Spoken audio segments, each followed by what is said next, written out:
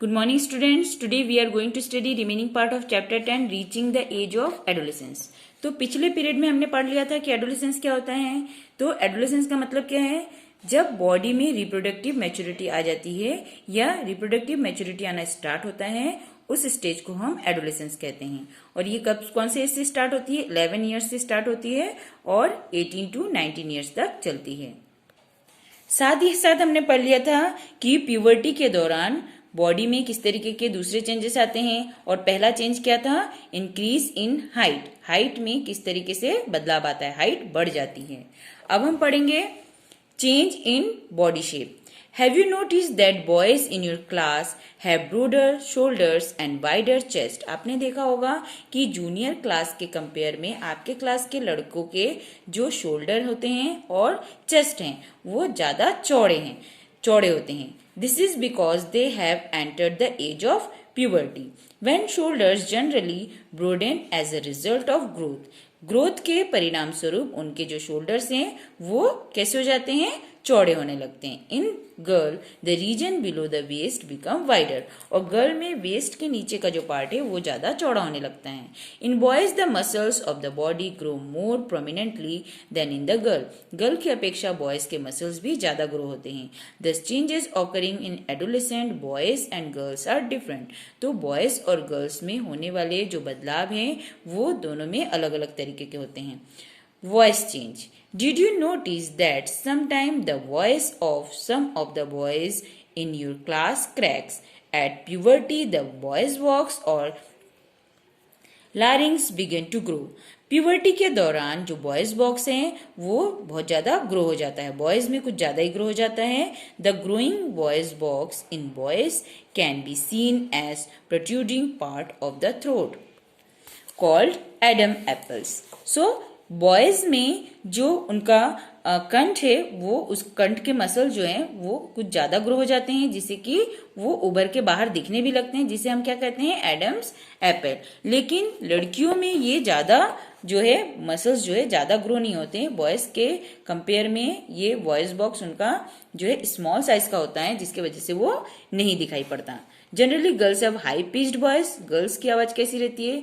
थोड़ी सी high pitch रहती है, तीखी भी रहती है और हाई साउंड रहती है. Whereas boys have a deep voice. और लड़कों की आवाज थोड़ी सी भारी सी होने लगती है. In adolescent boys sometimes in muscles of the growing voice box go out of control and the voice become harsh. कभी कभी बॉयज में जो वॉइस बॉक्स है उसके मसल्स जो है वो कंट्रोल से बाहर ग्रो करने लगते हैं, मतलब ज्यादा ग्रो हो जाते हैं, जिसके वजह से ये क्या होता है? आवाज जो है लड़कों की थोड़ी सी ज्यादा हार्श होने लगती है. लेकिन ये वाला जो अवस्था है ये अवस्था कुछ ही दिन या कुछ ही सप्ताह के लिए होती है और वापिस उस समय के बाद आवाज नॉर्मल हो जाती है. नेक्स्ट है increased activity of sweat and sebaceous gland. During puberty the secretion of sweat gland and sebaceous gland, जिसे हम ऑयल ग्लैंड भी कहते हैं, increases. Many young people get acne and pimples on the face at this time. बहुत सारे लोगों में इन glands के एक्टिव होने की वजह से क्या आता है? चेहरे में पिंपल्स आने लगते हैं because of increase activity of the gland in the skin. Development of sex organ. पिछले चैप्टर में हमने देख लिया था कि ह्यूमन के सेक्स ऑर्गन्स जो है वो कौन कौन से होते हैं. At puberty male sex organ like testis and penis develop completely. Puberty के दौरान मेल जो सेक्स ऑर्गन्स है जैसे कि टेस्टिस एंड पेनिस वो पूरी तरीके से डेवलप हो जाते हैं. The testis also begin to produce sperm. Testis में से स्पर्म प्रोड्यूस होना शुरू हो जाता है. In girls the ovaries in large. Girls में ओवरीज बड़ी हो जाती है and eggs begin to mature. और एग्स जो है मैच्योर होने शुरू हो जाते हैं. Also ovaries start releasing mature eggs. साथ ही साथ ओवरीज में से मैच्योर एग रिलीज होना शुरू हो जाते हैं. नेक्स्ट है reaching mental, intellectual and emotional maturity. Adolescence के दौरान बच्चों में कुछ और बदलाव होते हैं जैसे कि उनके मानसिक, बौद्धिक और भावनात्मक मैच्योरिटी भी उनमें आ जाती है. Adolescence is also a period of change in a persons way of thinking. मतलब उनमें किस तरीके का बदलाव आता है, उनके सोच में भी बदलाव आ जाता है, सोचने के तरीके में बदलाव आ जाता है। Adolescents are more independent, adolescent के दौरान वो ज्यादा इंडिपेंडेंट हो जाते हैं than before and are also self conscious. Intellectual development take place and they tend to spend considerable time thinking, वो ज्यादातर अपना समय जो है वो सोचने में बिताते हैं। In fact it is often the time when one's life when the brain has the greatest capacity of learning, ये वो समय होता है जब ब्रेन की लर्निंग कैपेसिटी सबसे ज्यादा होती है। Sometimes however an adolescent may feel insecure while trying to adjust to the change in the body and mind, कभी कभी एडोलेसेंस के दौरान बॉडी और माइंड में होने वाले चेंजेस को एडजस्ट करने के कारण बच्चों में इनसिक्योरिटी की फीलिंग आ जाती है, असुरक्षात्मक भावना आ जाती है। But as adolescent learners you should know that there is no reason to feel insecure, this changes are natural part of growing up, ये बड़े होने के ही एक पार्ट होता है जो हमारे बॉडी में चेंजेस के रूप में दिखता है, इसलिए इसमें इनसिक्योर होने वाली कोई बात नहीं होती है। नेक्स्ट है secondary sexual characters. You have learned in chapter 8 that testes and ovaries are the productive organ. Testes और ovaries क्या होती है? Reproductive organ होते हैं। They produce the gametes, उनमें से gamete produce होता है, that is sperm and ova. Sperm and ova से क्या बनता है? Gametes बनते हैं। In girl, breast begin to develop at puberty. Puberty के दौरान गर्ल्स में जो उनके breast हैं वो develop हो जाते हैं। And boys begin to grow facial hair, और लड़कों के चेहरे में बाल आने लगते हैं, that is mustache and beard, जो उनके मूंछ और दाढ़ी के रूप में होती है।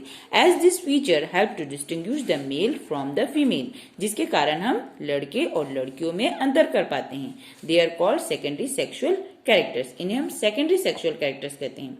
Boys also developed hair on their chest, boys के चेस्ट में बाल आने लगते हैं। In both boys and girls hair grow under the arms, boys और गर्ल्स दोनों में ही आर्म के नीचे बाल आने लगते हैं, and the region above the thigh और the pubic region. The changes which occur at adolescence are controlled by the hormones, adolescence के दौरान बॉडी में जो चेंजेस आते हैं वो किसके द्वारा कंट्रोल होते हैं? हॉर्मोन्स के थ्रू। Hormones are chemical substances, hormones क्या होते हैं? केमिकल वस्तुएं होती है, केमिकल सब्सटेंस होते हैं। These are secretion from endocrine gland और एंडोक्राइन सिस्टम, जो कि एंडोक्राइन ग्लैंड से सीक्रेट होते हैं। द मेल हार्मोन और testosterone begin to be released by the testes at the onset of puberty. This causes changes in the boys about which we have just learned. For example, the growth of facial hair. Here, once puberty is reached in girl, ovaries begin to produce the female hormone. जैसी लड़कियां poverty के stage में पहुंच जाती है, उनके जो ovaries हैं वो क्या प्रोड्यूस करना शुरू कर देती हैं? फीमेल हार्मोन्स, और साथ ही साथ उसे क्या कहते हैं? Estrogen, which make the breast develop, जिसकी वजह से उनके ब्रेस्ट जो है वो डेवलप हो जाते हैं। मिल्क सिक्रेटिंग ग्लैंड्स और mammary glands develop inside the breast, और ब्रेस्ट के अंदर मिल्क सिक्रेटिंग ग्लैंड और जिसे हम मेमरी ग्लैंड भी कहते हैं वो भी डेवलप हो जाते हैं। The production of these hormones is under the control of another hormone secreted from N endocrine gland called pituitary gland, और इन सभी हार्मोन को किसके द्वारा कंट्रोल किया जाता है? Pituitary gland. पिट्यूटरी ग्लैंड को मास्टर ग्लैंड भी कहा जाता है। तो आज हमने प्यूबर्टी के दौरान होने वाले कुछ और चेंजेस के बारे में पढ़ लिया है, और इसके आगे के जो पार्ट है वो हम नेक्स्ट पीरियड में पढ़ेंगे।